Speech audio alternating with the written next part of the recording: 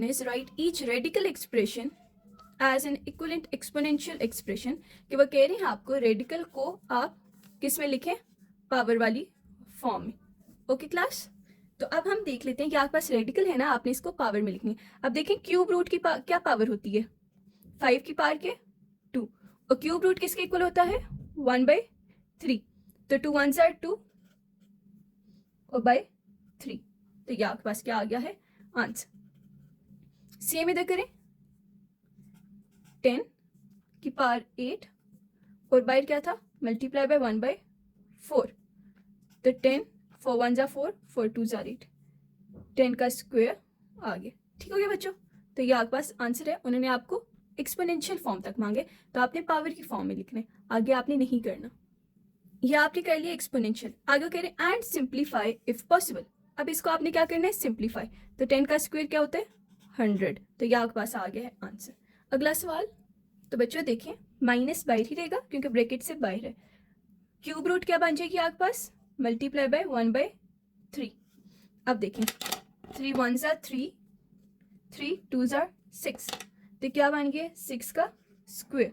तो 6 का स्क्वायर क्या होता है 36. तो ये आपके पास आंसर आ गया. ये एक्सपोनेंशियल फॉर्म और आगे उसे फर्दर सिंप्लीफाई कर दिए.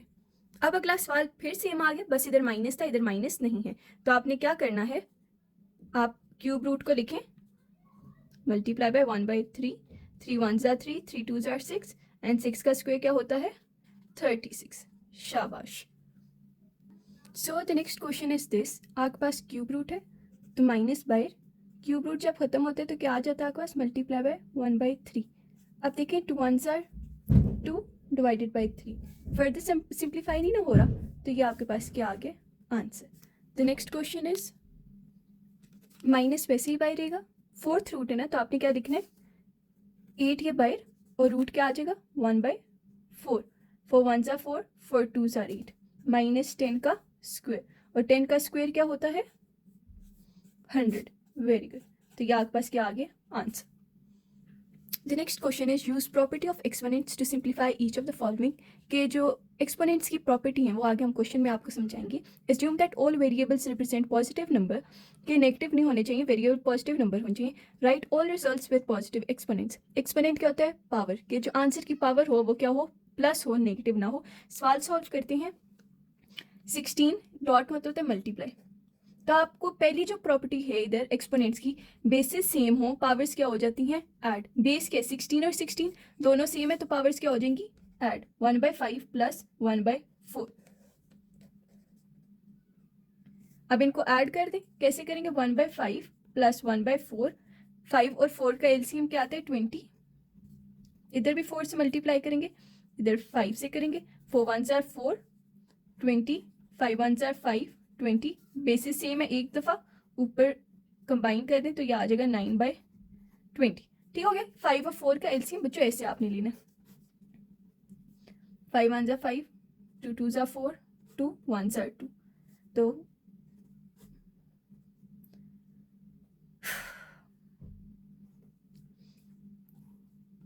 ये क्या आ गया 20. आपने इसको भी नीचे 20 बनाना था और इसे भी 20 बनाना था. जिससे नीचे मल्टीप्लाएंगे वही ऊपर मल्टीप्लाई करेंगे.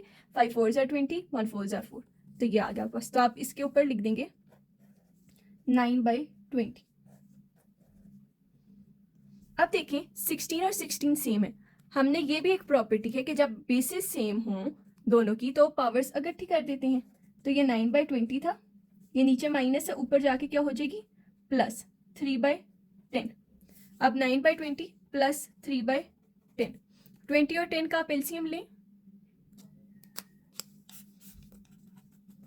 2 10s are 20 2 5s are 10 5 2s are 10 5 1s are 5 2 1s 2 2s are 4 5 4s are 20. मतलब 20 एलसीएम आ गया. आपके पास ये पहले से 20 है तो 21s are 20, जो नीचे मल्टीप्लाई किया वही ऊपर. और 10 कितने जार 20 होता है 10 2s are 20. तो 9 1s are 9 3 2s are 6 20 20. Basis same है, एक बेस 9 + 6 15. तो क्या आ जाएगा आपको ये सॉल्व करके 16 की बेस 15/20. आगे फर्दर कटिंग हो सकती है ना. 5 3s are 15 5 4s are 20. तो 16 3/20 4। देखिए उन्होंने कहा था पावर क्या होनी चाहिए, पॉजिटिव, तो आपके पास क्या आई है, पॉजिटिव आई है। ठीक हो गया, वेरिएबल भी पॉजिटिव है। Is it clear? आगे बच्चों आपने 16 का एलसीएम ले लेना। 2 8 जा 16, 2 4 जा 8, 2 2 जा 4, 2 1 जा 2। 2 की पावर कितनी आ गई है, 4। तो इधर आप लिख देंगे 2 की पावर 4 मल्टीप्लाई बाई 3 बाई 4। ये 4 और 4 कट गया, तो 2 की पावर 3 क्या होती है, 8। ठीक हो गया, तो ये आपके पास क्या आ गया है, answer. Is it clear class? अब हमारा नेक्स्ट क्वेश्चन है ये पार्ट 2। तो देखिए 7 माइनस 1/3 अंदर क्या हो रही है, मल्टीप्लाई हो रही है, मतलब ये इसके साथ ही मल्टीप्लाई हो जाएगी और इसके साथ। तो लिखें 7 माइनस 1/3 डॉट 7 5/3 माइनस 7 1/3 और 7 4/3। बेसिस सेम और पावर्स क्या हो जाती हैं, ऐड। बेसिस सेम और पावर्स क्या हो जाती हैं, ऐड। बच्चों आपने जैसे हमने पीछे एलसीएम में कराया, आप वैसे भी कर सकते हैं, या आप इस तरह कर सकते हैं। हमने इधर क्या है, -1/3 आगे प्लस फिर 5/3। तो ये आपके पास आंसर आ गया 4/3। अब हम चेक करते हैं क्या ये दूसरी तरह भी 4/3 आंसर आता है या नहीं। तो -1/3 प्लस 5/3, 3 और 3 बेसिस सेम है, एक दफ़ा -1 प्लस 5 क्या होता है, 4/3। तो वही चीज़ आ गई, तो आप ऐसे कैलकुलेटर से भी कर सकते हैं। -7 आगे से सॉल्व करें, ये देखें क्या आ रहा है आपका आंसर, 1। अब देखें हम इसको ऐसे, आप एक्सपोनेंट की वो जो आपको बताया था ना उन्होंने, प्रॉपर्टी ऑफ एक्सपोनेंट यूज करनी है। अब इधर आपने क्या करना है, प्रॉपर्टी ऑफ एक्सपोनेंट यूज करनी है। देखें 7 1/3 और ये 7 1 वैसे ही आएगा। अब देखें ये हमने कैसे लाया है, बेसिस सेम हो, पावर्स क्या हो जाती हैं, ऐड। कुछ ना नीचे हो तो 1, 3 और 1 का एलसीएम क्या होता है, 3 मल्टीप्लाई बाई 3। 3 एलसीएम था तो 3 1 जा 3, तो 3 1 जा 3, 1 1 जा 1, बेसिस सेम है तो 3 + 1 4/3। देखिए वो चीज़ आ गई है ना, तो ये वही चीज़ है। इधर हमने एक्सपोनेंट की पावर यूज़ किया, हमने प्रॉपर्टी ऑफ एक्सपोनेंट के 4/3 को आप लिख सकते हैं 1 और 1/3। ठीक है, अब ये हमने क्यों किया है, हमने ये कॉमन लेने के लिए किया। अब देखें इस पार्ट में और इस पार्ट में क्या सेम चीज़ है, 7 की पावर 1 7 की पावर 1, तो इसे बाहर लिए। यहाँ क्या रह गया, 7 की पावर 1/3 और ये बाहर आ गया ना, तो कुछ ना हो तो क्या होता है, 1। तो ये आपके पास क्या आ गया है, आंसर। इज इट क्लियर बच्चों? तो यहाँ आपने बस प्रॉपर्टी ऑफ एक्सपोनेंट को यूज करना है, देन कॉमन ले लेने, दोनों में 7 की पावर 1 कॉमन था और ये आपके पास आंसर आ गया। अब नेक्स्ट क्वेश्चन हमारे पास ये है, जैसे हमने पार्ट 1 किया ये वैसे ही है। देखिए बेसिस सेम है, पावर्स क्या हो जाएंगी, ऐड। तो ये प्रॉपर्टी ऑफ एक्सपोनेंट एक यूज हो रही है। तो 2/3 प्लस 1/7 और नीचे क्या है, 1/2 वैसे। अब इसे आप कैलकुलेटर में लिखें। बच्चे देख सकते हैं 17/21, तो आप लिख दें 17/21। अब आपने फिर पिछले वाला ये सवाल है, बेसिस सेम है, पावर्स को इकट्ठा कर देने। 17/21 नीचे क्या थी, प्लस, ऊपर जाके हो जाएगी नेगेटिव। अब इसे आप सॉल्व करें कैलकुलेटर में। देखें 17/21 माइनस 1/2, ये आ जाएगा आपके पास 13/42। तो ये आपके पास क्या आ गया, आपका आंसर। Is it clear? देखें आपका वेरिएबल भी पॉजिटिव है और एक्सपोनेंट भी पॉजिटिव है, जो दोनों चीज़ें उन्होंने आपको कही थी। ठीक है, ये आपका आंसर बिल्कुल ठीक आ गया।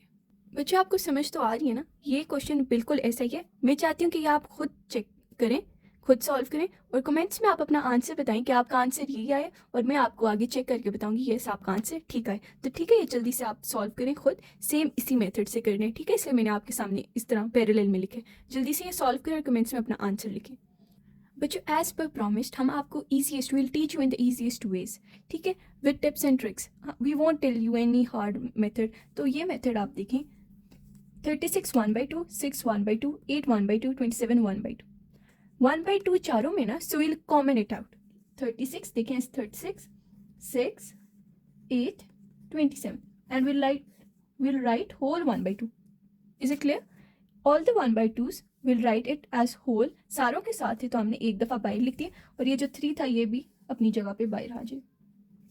अब अंदर कटिंग करते हैं. 2 3s are 6, 2 4s are 8, 3 1s are 3, 3 9s are 27, 9 1s are 9, 9 4s are 36. बाकी क्या रह गया? 4 1s are 4, 4 1s are 4. अब क्या रह गया है? 1 और बाहर क्या रह गया? 1/2 मल्टीप्लाई बाई 3. तो 3 1s are 3/2. अब आपको पता है 1 के ऊपर कोई पावर आए तो वो 1 ही होती है. हम कैलकुलेटर में देख लेते हैं. ये देखें क्या आ रहा है आपके पास? 1 ही आ रहा है. तो आपके पास 1 आंसर आ गया जो आपके पास बिल्कुल राइट है. Is it clear? Coming on to the next question. Our next question is this. तो देखें 2187 A5 B17 A12 B3. तो पहले हम 217 का क्या ले लेते हैं? LCM. 3 7s are 21, 3 2s are 6, 3 9s are 27, 3 2s are 6, 3 4s are 12, 3 3s are 9, 3 8s are 24, 3 1s are 3, 3 27s are 21, 3 9s are, 3 3s are and 3 1s are 3. तो 1 2 3 4 5 6 7. तो 3 की पावर 7. इसकी जगह आप क्या लिख देंगे? 3 की power 7. A5 B17 A12 B3 और बाहर क्या है? 1/7. तो आपने प्रॉपर्टीज ऑफ एक्सपोनेंट्स पढ़ी हुई हैं कि जब भी बेस सेम हो तो हम उनकी पावर्स को इकट्ठा कर देते हैं. तो ये ऊपर आ जाएगी और ये भी ऊपर आ जाएगी. ये हो जाएगा 3 की पावर 7. A5 प्लस 12 था, ऊपर जाके हो जाएगा -12. B क्या था? 17, ऊपर जाके हो जाएगा -17 और बाहर क्या है? 1/7. तो ये आ गया 3 की पावर 7. A आपके पास -7, B आपके पास आ गया है 14 और बाहर आपका क्या है? 1/7. अब 1/7 तीनों के साथ क्या हो रहा है? मल्टीप्लाई. तो मल्टीप्लाई करें. Multiply by 1/7 -7 multiply by 1/7 multiply by 1/7. आप कटिंग करें. 3 7 7 से 7 7 से 7 1 जा 7 7 2 जा 14. अब क्या आ गया? 3. A के ऊपर क्या? -1. B के ऊपर क्या है? स्क्वायर. अब पीछे हमने पढ़ा था कि वेरिएबल्स पॉजिटिव होने चाहिए जो पॉजिटिव है और एक्सपोनेंट्स क्या होने चाहिए? पॉजिटिव. ये तो आपके पास नेगेटिव है. इसे पॉजिटिव करने के लिए हम क्या लाएंगे? इसे नीचे भेज देंगे. तो ये आपके पास क्या आ गया? आंसर. एक्सपोनेंट्स की प्रॉपर्टीज को भी ओबे कर दिए हमने. वेरिएबल्स भी पॉजिटिव हैं और एक्सपोनेंट जो पावर हमारे पास नेगेटिव था उसे भी हमने पॉजिटिव कर दिया. Next question is this. 4th root a cube b cube multiply by 4th root b cube c cube 4th root c cube a cube. देखिए 4th रूट है. ये पहले सवाल पे अगर आप रिवाइंड करें कि जब भी रूट सेम हो तो हम उनको एक सिंगल रूट में लिख देते हैं और अंदर सब क्या हो रहे हैं? मल्टीप्लाई.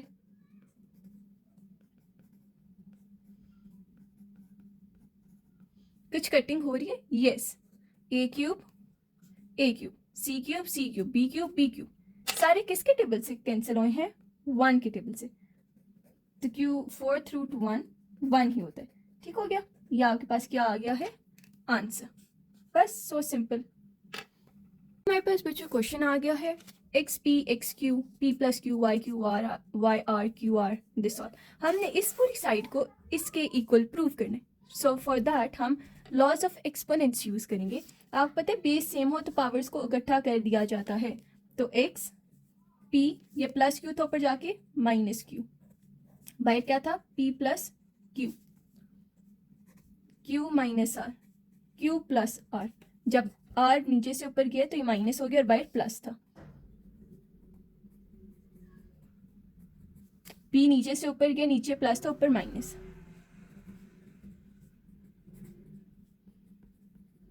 अब देखें बच्चों a minus b a plus b हमने एक फॉर्मूला पढ़ा हुआ था.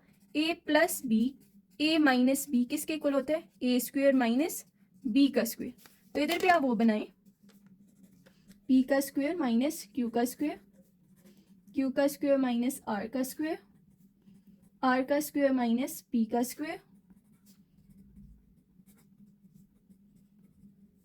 ठीक हो गया बच्चों. अब आपने क्या करना है? ब्रैकेट्स खोल दें. p square minus q square minus r square minus p square.